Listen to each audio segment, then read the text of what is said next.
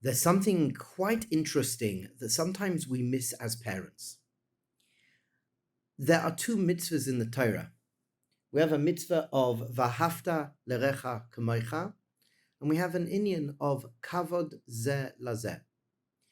Now, for us, it may seem as parents that I say something and the kid should do that which I say. No, that should potentially be the norm. I'm in a situation and I'm asking of my kids, do this and do that, and they should follow along. But there's one issue. I don't know why, but HaKadosh Baruch Hu gave kids Bechira. In my world, I would assume that we should give the Bechira when they're like 17 or 18 years old, maybe a bit older, 20 years old. That's when they should receive Bechira. But no, they have Bechira when they are young as well. And the Nakuda is the mitzvah of V'ahavta l'recha kamocha and these inyonim of Kavod ze lazeh.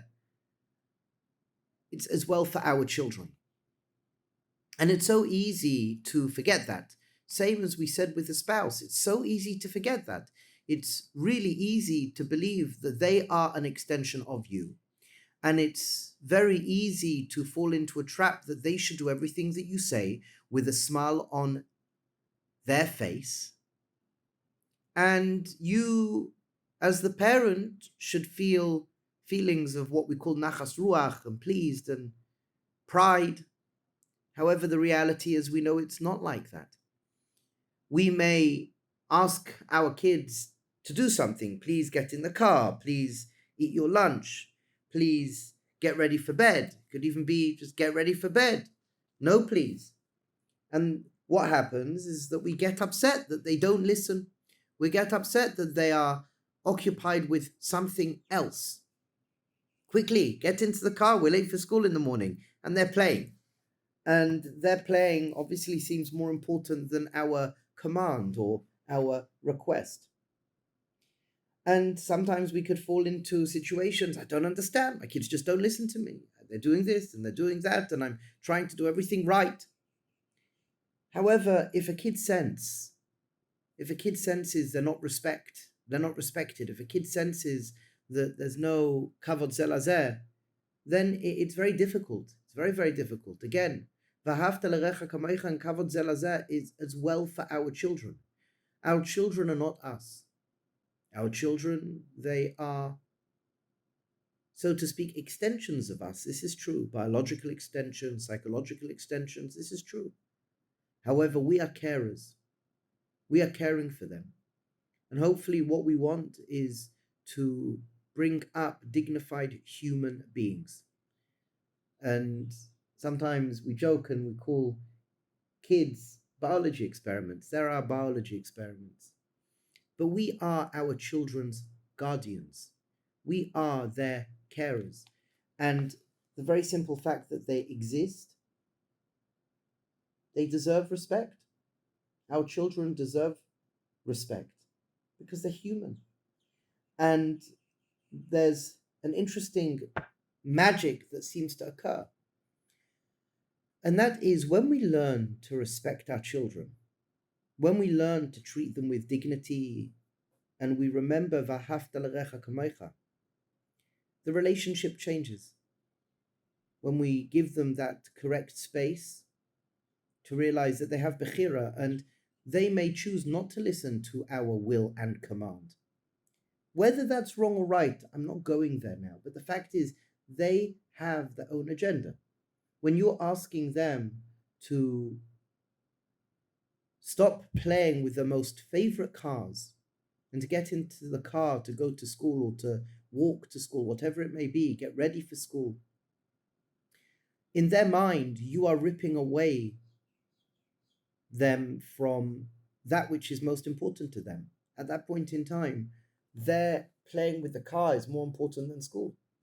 And yes, there's a bandwidth of energy that we have, and it takes energy, but to think about maybe just respecting the fact, I know that you're playing with your car. I know that you are enjoying yourself right now, and we have to get to school. Sometimes it's the recognition, I know you have bechira. I know you are your own human being. I know that you are doing something important to you right now, and we have to go do this. Doesn't always work. However, inside the mind of that child, they've heard that you respect what they're doing. They respect that they're being acknowledged and what they're doing is important.